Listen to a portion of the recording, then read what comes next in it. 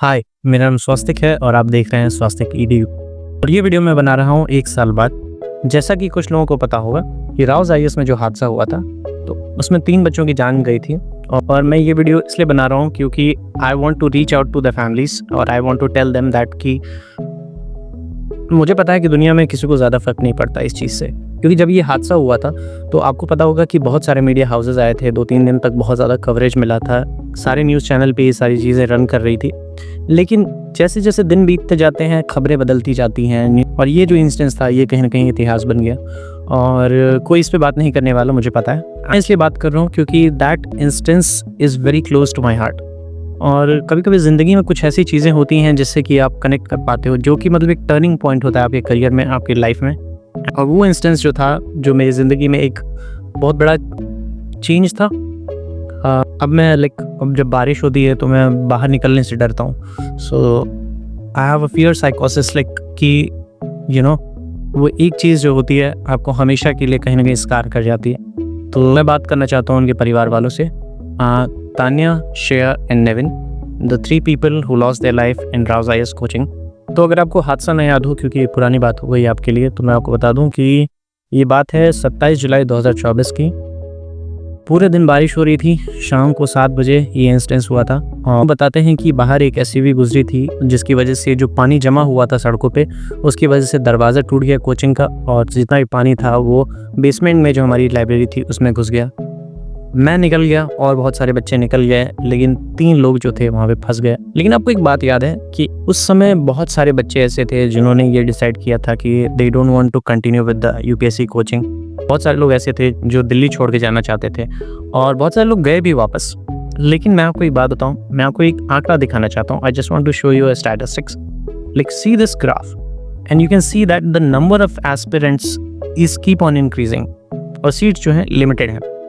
तो ये आपको शोकेस करता है कि यूपीएससी का जो क्रेज़ है वो हद से ज़्यादा चला गया है। और जैसा कि आपको पता है कि हमारे यहाँ अनएम्प्लॉयमेंट बहुत ज़्यादा है, इसके साथ साथ बहुत अच्छी सर्विसेज नहीं हैं, लैक ऑफ गुड जॉब्स और बहुत सारी चीज़ें ऐसी होती हैं। किसी को पावर चाहिए, किसी को प्रेस्टीज चाहिए, जिसकी वजह से यूपीएससी बिकम्स अ कॉर्नरस्टोन जो सब चाहते हैं। जो मतलब एक ऐसी चीज़ है कि मील का पत्थर है जो कि अगर आपको मिल गया तो आपका जीवन बदल जाएगा। तो इस होप में बहुत सारे बच्चे आते हैं दिल्ली में पढ़ाई करते हैं। आपको पता है कंडीशन कैसी है दिल्ली में को नहीं पता। मैं बहुत सारी वीडियो क्लिपिंग्स डाल दूंगा इसमें, जिससे कि आपको ये अंदाज़ा लगेगा कि उस टाइम पे जब ये इंसिडेंस हुआ था तो रिपोर्टिंग कैसे की गई थी, इस चीज़ को दिखाया कैसे गया था। It still people are coming, people are giving. According to some sources, this is one of the toughest exam. India, every year, 1 million candidates apply to sit what's said to be one of the toughest exams in the world. तो हम इस incidence के 1 साल बाद बात कर रहे हैं। तो आज मैं बात करना चाहता हूँ कि क्या क्या बदलाव आए उन जगहों पे, उन चीज़ों को लेकर जो हमारी डिमांड थी उस टाइम पे।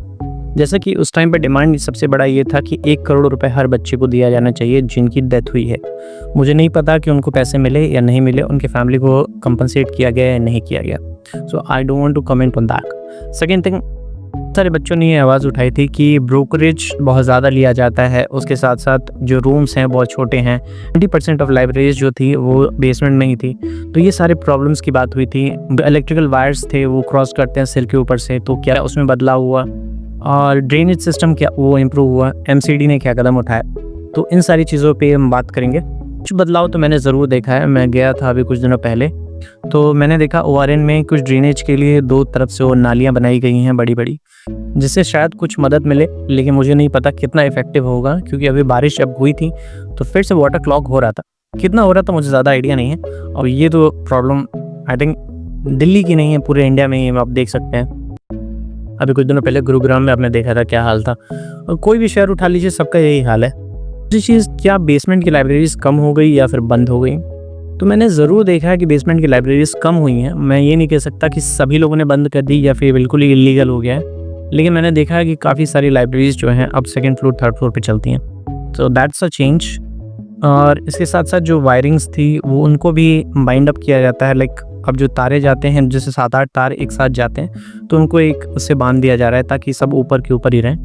तो ये भी एक चेंज है। इसके साथ साथ एक बड़ा अपडेट ये है कि राउज़ आईएएस जो था वो कोचिंग अब बंद हो चुकी है।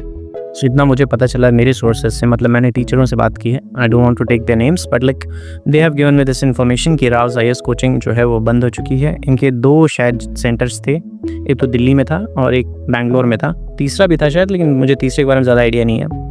तो बैंगलोर वाला भी बंद हो गया और दिल्ली वाला भी बंद हो गया। So yes, they have closed there centres. तो अब पता नहीं लाइक वो कम बैक करेंगे या नहीं करेंगे, लेकिन राउज़ IAS बंद हो गया है।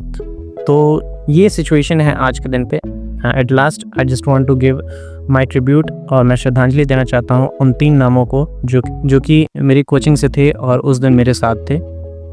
Shreya, Tanya and Nevin, all 3 people who could not make it that day. And मैं उनके परिवार वालों से ये कहना चाहता हूँ कि मुझे पता है कि दुनिया को ज़्यादा फ़र्क नहीं पड़ता, ठीक है, लेकिन आपको पड़ता है क्योंकि वो आपके बच्चे थे। एंड मुझे पता है कि इससे बड़ा दुख और कुछ नहीं हो सकता कि पेरेंट्स अपने बच्चों को जाता हुआ देखें। And I don't know what I can say जिससे आपके दिल को थोड़ा सा सुकून मिले। अब आई डोंट नो, ये बात थोड़ी सी बचकाना बात है, लेकिन मैं ये ज़रूर कहूँगा कि ऐसा कहा जाता है कि जो लोग समय से पहले चले जाते हैं, इसका मतलब है कि they were like very good people, क्योंकि ईश्वर भी हमेशा कोशिश करते हैं कि अच्छे लोगों को पहले अपने पास बुला लें।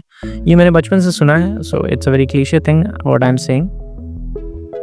So please if you can do this, you can share this video. I really want कि ये वीडियो जो है नेविन, श्रेया और तान्या के पेरेंट्स तक पहुँचे, and they should know that कि देयर लाइफ वर इम्पॉर्टेंट, ठीक है, and somebody here is talking about them still.